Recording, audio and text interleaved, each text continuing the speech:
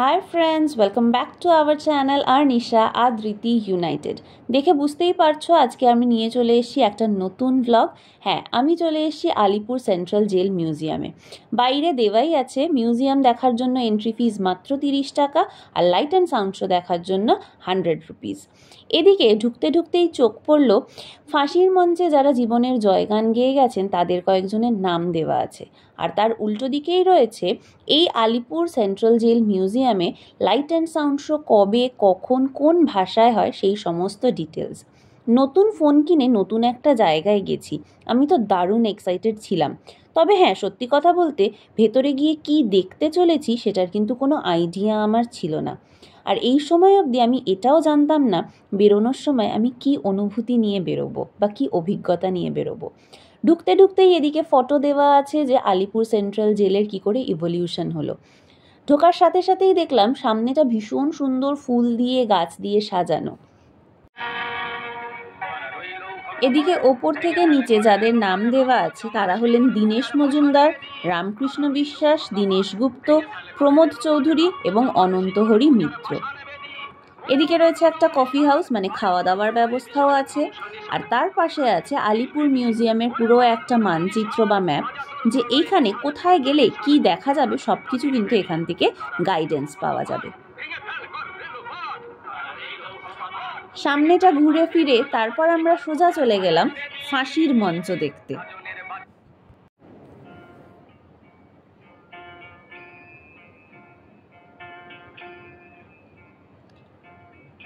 এখানে একজন নিষ্ঠুর ব্রিটিশ রুলার সিমসনের স্ট্যাচু বানানো আছে।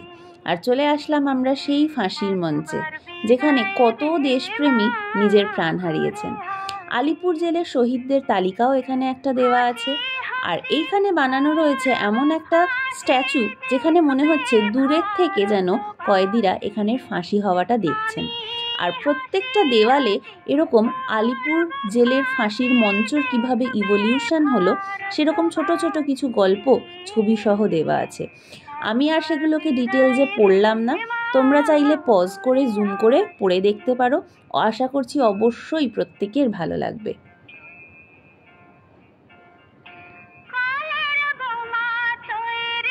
ফাঁসির মঞ্চের পাশেই আছে এই অটপসি রুম, যেখানে ফাঁসি দেওয়ার পর মৃতদেহকে নিয়ে এসে কিছুক্ষণের জন্য রাখা হতো ডাক্তারি পরীক্ষার জন্য। তারপর আমরা চলে গেলাম চিত্তরঞ্জন দাস কক্ষ, যতীন্দ্রমোহন সেনগুপ্ত কক্ষ, বিধানচন্দ্র রায় কক্ষ আর নেতাজি কক্ষ দেখতে। এখানে কোন কারা কক্ষে কারা থাকতেন সেই সমস্ত ডিটেলস যেমন দেওয়া আছে, ভেতরে দেওয়া আছে তাদের ফটো এবং তাদের কারুর স্ট্যাচু। এখানেও তাই বাইরে সমস্ত ডিটেলস দেওয়া আছে, আপনারা চাইলে পজ করে জুম করে পড়ে দেখতে পারেন। আর এখানে আরেকটা ব্যবস্থা ছিল যে কিছু স্ক্যান করে, কিউআর কোড স্ক্যান করে নিলে অটোমেটিক্যালি কিন্তু আপনি সেই ডিটেলসগুলো ওখান থেকেই শুনতে পাবেন।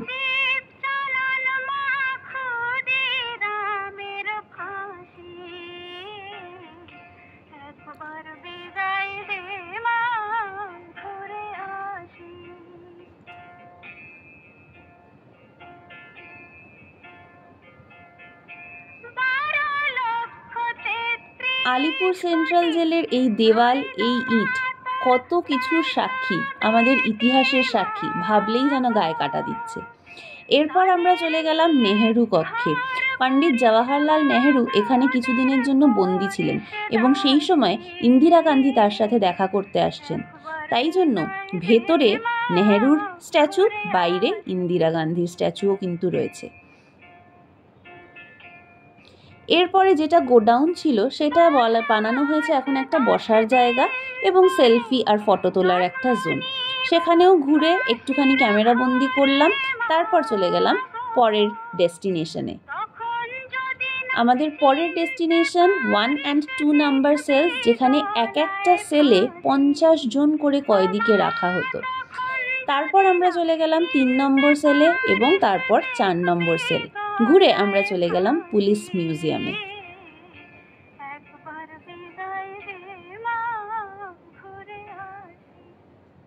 বিভিন্ন ঐতিহাসিক ঘটনায় ব্যবহৃত অস্ত্র এখানে সুন্দরভাবে সংরক্ষণ করে রাখা হয়েছে।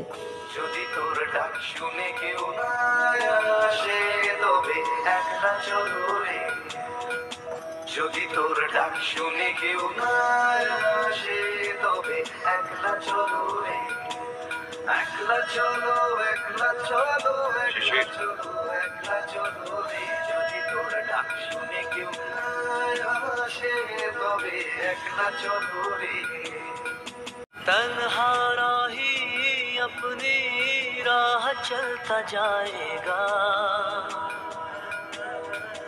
तन्हा राही अपनी राह चलता जाएगा, अब तो जो भी होगा देखा जाएगा,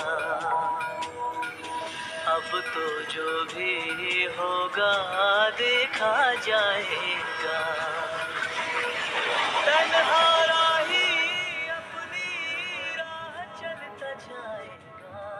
মানিকতলা বোমা মামলায় যে বোমা ব্যবহার করা হয়েছিল সেটারই বিবর্ধিত একটা মডেল এখানে বানানো হয়েছে। এরপরে বন্দীদের জীবনচর্যা, তারা কিভাবে জীবনযাপন করতেন সেটা খুব সুন্দরভাবে ফুটিয়ে তোলা হয়েছে এখানে ভালো করে একটু মন দিয়ে শুনবেন।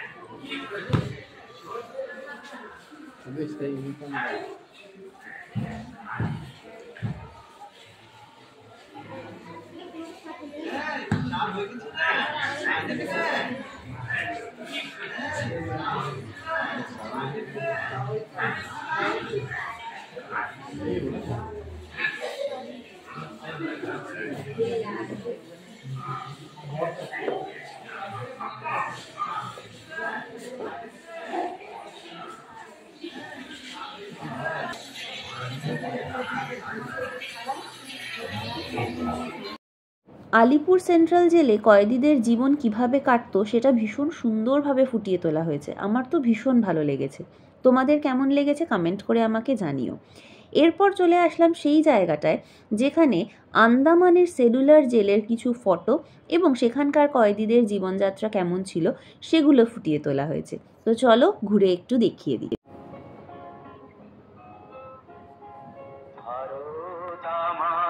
ভারতবর্ষ স্বদেশ আমার স্বপ্ন গো, তোমাতে আমরা লোকিয়া জন্ম ধন্য হয়েছি ধন্য গো, ভারত আমার।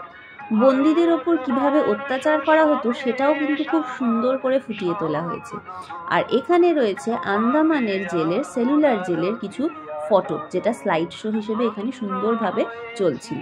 আমি দাঁড়িয়ে কিছুক্ষণ দেখলাম আর ক্যামেরা বন্দিও করলাম তোমাদের সাথে শেয়ার করব বলে।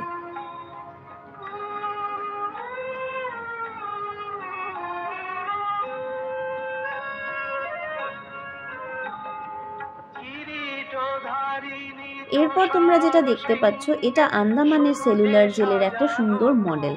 আর এখানে সেলুলার জেলে কোন কোন কয়েদিরা বন্দী ছিলেন তার একটা বিশাল বড় তালিকা কিন্তু এখানে দেওয়া রয়েছে।